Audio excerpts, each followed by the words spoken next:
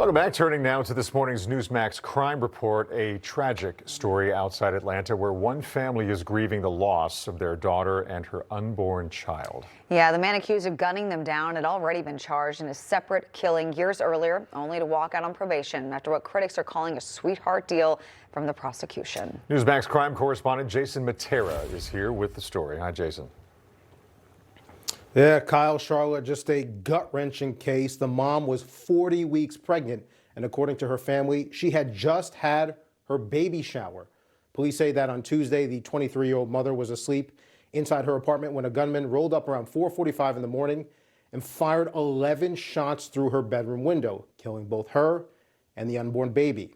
The person arrested for the murder is Devin Anthony, who reportedly is the father of that unborn child. And now Anthony's previous record is coming into focus as the family wonders how a man already tied to one killing was even out in the community in the first place. I don't understand. If you murder somebody, you just get probation.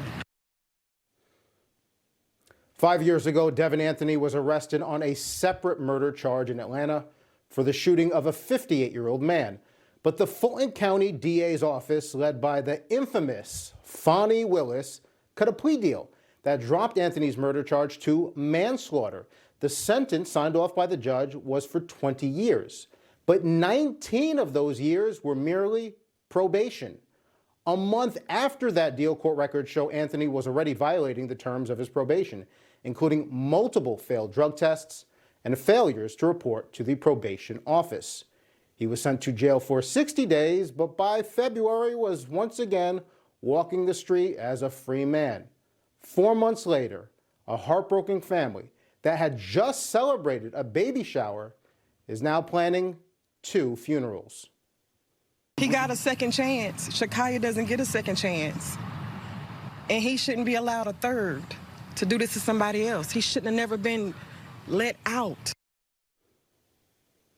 Now, someone very familiar with Devin Anthony's sentencing tells us that the judge who handled both the original case and the probation violations is trying to make the transcripts of the court hearings public so people can see exactly how this deal happened and who was pushing for it.